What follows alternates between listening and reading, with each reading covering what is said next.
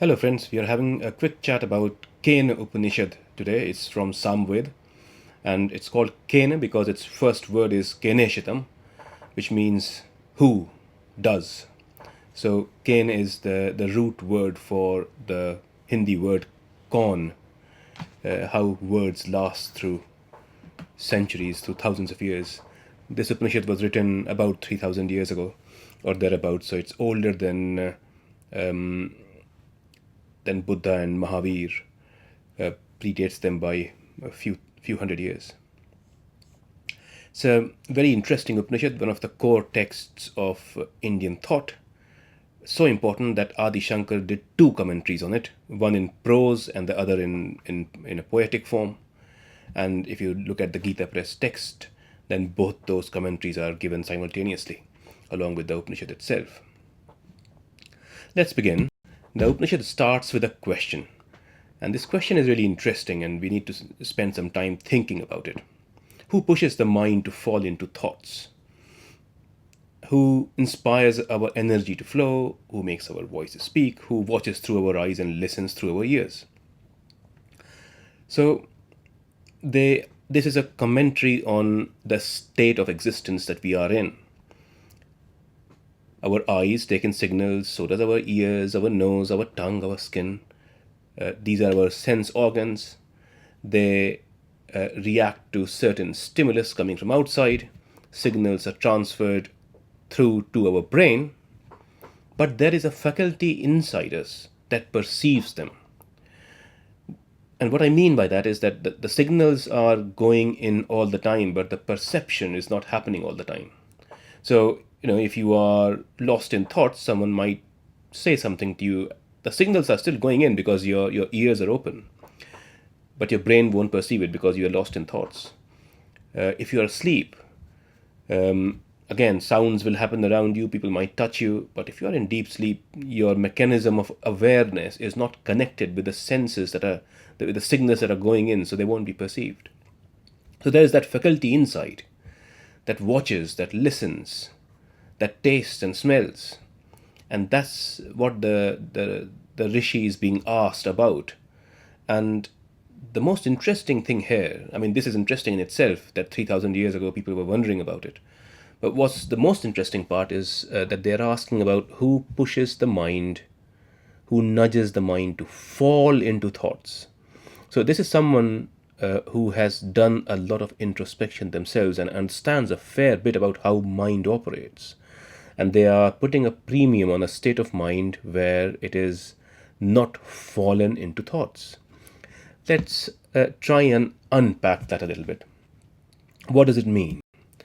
So, what is our mind? What is our sense of self? For most of us, most of the time, it is the stream of consciousness. It's something that we understand very intuitively from the time we were little till now, till the time we will pass on from this world. Our mind is always flowing with thoughts. It's an unbroken chain. We go into deep sleep, and that thinking comes to a pause for a while. We wake up, and the thinking starts again. It's an endless stream. And this stream of thoughts is indistinguishable from our sense of self. And how do you then relate this to the question? So, the stream of thought, what is it made of? It is made of words, images, and feelings. So, if you remember what the Mandukya Upanishad, whilst discussing that, we talked about the stages of consciousness. There is that stage where you are concentrated. Your stream of consciousness is focused on a particular problem that it's solving. Once that problem is solved, it goes into this meandering flow, which is recycling your autobiographical experiences, either reliving past experiences or fantasizing about the future ones. And that's the stream that we are really talking about here, because that stream is not in our control, not a lot anyway. And it reminded me of this concept of Vaitarni in the Indian text. There is a equivalent concept in the Greek mythology of a river that separates heaven and earth. But for us, in the Indian mythology, it's the river that separates, that flows between earth and Yamlok. And it's described in great detail in Garud Puran, which is the text that is recited when someone dies. But it is also mentioned in other texts. And it's described as a river of blood and guts and limbs and dead bodies and strange monsters and torturous things, which is very painful to swim across. And the text described this as the river that the soul has to swim across after dying if it has to reach the Yamlok. And Yamlok in modern parlance refers to hell. But in the ancient context, Yam was the god of death, but Yam also refers to the ideas of the ethics that you should be living by, the ideals, and described in Patanjali Yoga Sutra as Ahimsa, Satya, Asteya, which is non-stealing, Brahmacharya, which is commonly interpreted as celibacy, but it generally means sort of good behavior, right behavior, and aparigraha, which is non-coveting, or not allowing greed in your heart. So these ideals were described under Yama. This is what Yama represents, and Yamalok in the very very old text refers to what would now be considered heaven. So what they're talking about is the space between where we are now and this promise of heaven. And there is this stream, and actually this is that stream of consciousness.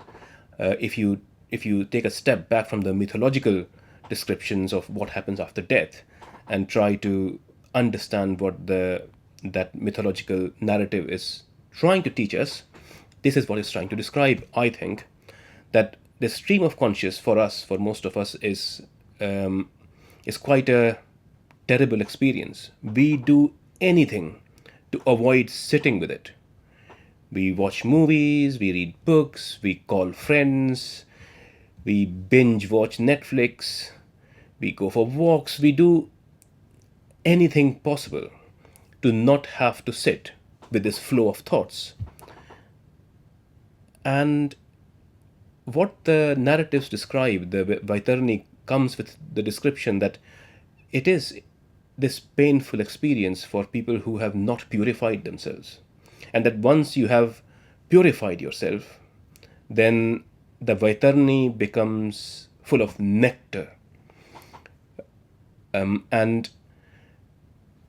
if you actually want to achieve the state of Yama, then you would have had to purify your thoughts, because another way of looking at it is whatever flows in your stream of consciousness is what you have put in there, what you have taken in. The Sanskrit word for it is ahar. Modern parlance, it refers to eating, but aharan is to suck in. So what are you taking in from your eyes, from your ears? All that forms the content of what is flowing in your stream of consciousness. And if you want your stream of consciousness to become a comfortable place for you, then you have to make sure that the inputs that are going inside it are things that are healthy and wholesome. And if you want to test out these theories, all you have to do is sit with a pen and paper for half an hour, 20 minutes, and write down every thought that pops up in your mind, honestly. It's just for your own experiment, okay? Don't have to show it to anyone. Actually, once you have done this exercise, you will not be able to show that piece of paper to anyone, because within those 20 minutes, half an hour, the kind of thoughts that will be popping into your mind, they will be too painful to share with anyone, too embarrassing to share with anyone. So this is what this question is about. What nudges the mind to fall into thoughts when the seeker is asking that question? This is the experience they are describing.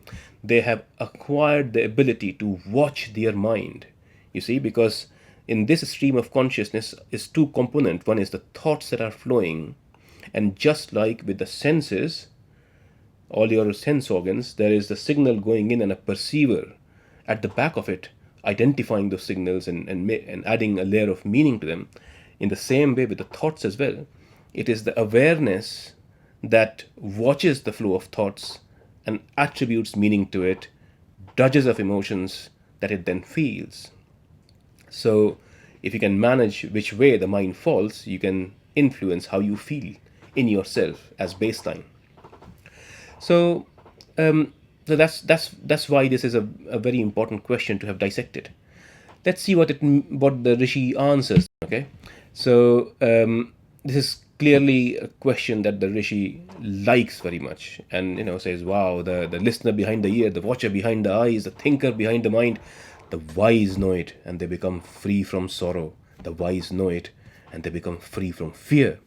So, if you think back to that explanation about Vaitarni, they hear the rishi is talking about someone whose stream of consciousness has achieved that purified state where they are not bothered by their thoughts have become their friends. And they go on to qualify it further. Their eyes cannot see it. Sorry about the typo there. Words cannot describe it. Mind cannot imagine it.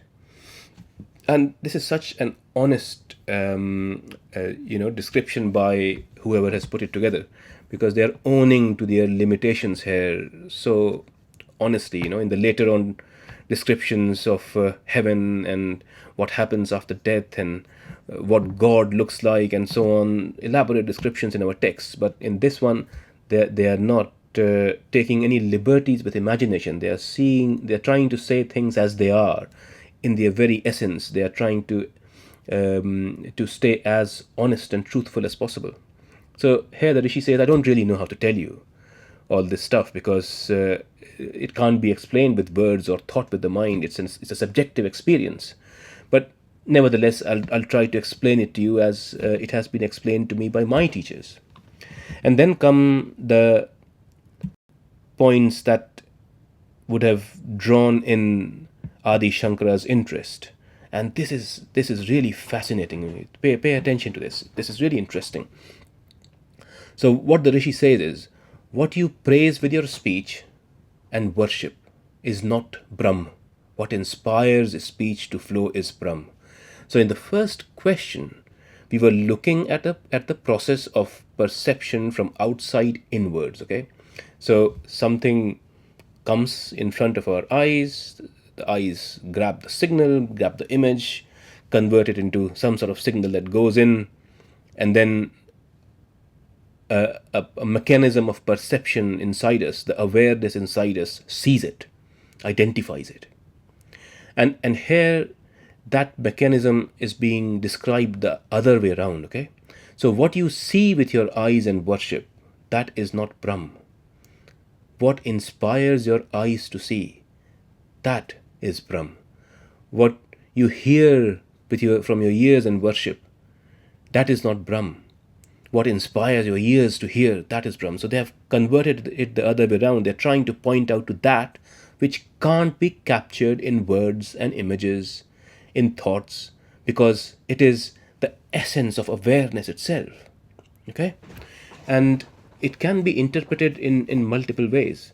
At a very superficial level, you can actually, before I do that, let me help you understand what Brahm means as well. Brahm is initially used in the Vedas for Agni, and it's described as that which grows. But in this context, of course, we are talking about the Purusha, which is the light that guides, is what it means. The light inside us, the light of consciousness inside us, that separates us from the inorganic, from the elements around us that are as full of vibrating atoms and molecules as we are, but they are not conscious, and we are conscious. So that is what they're referring to. And these verses, these 5 verses, can be interpreted at many levels. At the more crude level, they can be interpreted as challenging us to review what we hold as objects of worship, what we hold revere as holy books, or temples and mosques and churches, and the hymns and the bhajans and all those things, that those are not the objects worthy of worship. The most worthy of worship for you is you, your own awareness, that kernel of awareness that is inside you.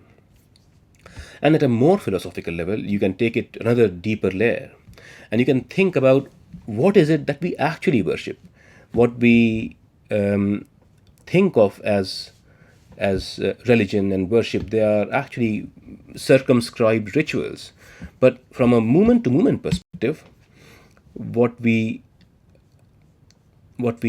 actually worship is the things that we invest our time and attention in, because these are the only things that are truly ours, right? Our time and our attention are the only things that we can spend only once. We cannot spend it again. They are the most precious things for us. And what do we crave? What do we spend these things on? They are the things that we are actually worshipping. And these alluring sounds, these visions, these interesting thoughts and beautiful bodies around us that we spend our time and attention on, they are made real by our attention itself. Because, if you are sleeping, the most beautiful image, the most beautiful sound might be made around you, but if your attention is not attached to it, it doesn't happen, right? So it's the process of attention, the mechanism of attention itself, that's the most important thing in all of it. And what they're trying to tell is that when you are perceiving something pleasurable through the mechanism of awareness, you are only accessing a small part of it. That there is a bigger pot of nectar available to you by turning the mechanism of awareness onto itself and experiencing it in full. So that's what the final nudge in this Upanishad is. They then go on to sort of encourage you to know the self, because that is the truth, and that the knowing of that self, the knowing of the Atma, that's what liberates you from all fears. And in case people feel a sense of trepidation about starting on this process because it seems so far-fetched, they encourage us by saying that you will get the strength from that self itself. Once you start turning the mechanism of awareness on itself, it feeds you strength, it encourages you, it nudges you to turn it a bit more. It invites you inwards. And there is a little bit more in this Upanishad that actually challenges some other ideas that we take for granted, things like this sense of afterlife and birth and death, and the cycles of death that are common in our that are common beliefs in our system. They sort of challenge it, because they say that if you don't do it now, then you are facing a great disaster. Mahato vinashti. You have to do it now. They are not saying that, oh, you have got many lives to solve this riddle. They're not saying that. They're saying, do it now. This is the time to do it. And there are two other things that they mention here, and that is really sort of very sweet to have found it here. One is, they say, bhuteshu vichitya dhira, which means in everything that is conscious. Bhoot means something that is alive. So in everything that is alive, the wise see versions of themselves. So they see the same consciousness in everything that is alive. So you no longer have this sense of, I am separate from that other thing and it is there, that other being is there for my benefit. You have this incredible empathy and identification with everything that lives around you. And the other thing is that they talk about, again, sort of emphasizing on that first line there, that once you are connected with the self, then you become amrit, undying. But actually, I think what they're talking about, if you take into context that they have not said anything about birth and death in this other narrative, that they're talking about freedom from fear, because we carry in our hearts a lot of fear, and this process of becoming fully aware of our consciousness promises us liberation from fear. So this was, I mean, it's not. This is not where the Upanishad ends. It goes on to describe a story about Brahma and Agni and Indra and so on. But I think this is where the gist of the Upanishad is. Do look it up. Do read it in more detail if you can come across descriptions of it. And if you want to know about all the Upanishads, this is a book that I would very strongly recommend. It is available in Allahabad in the Kabir Ashram in Prayagraj. And it's a book that I think anyone who can read Hindi should read it. It puts together the essence of all the Upanishads into one small book, very beautifully crafted by Abhilash Das, who is no longer with us, who was the previous head of the Kabir Ashram in Allahabad. So hope you found this interesting. Thank you very much.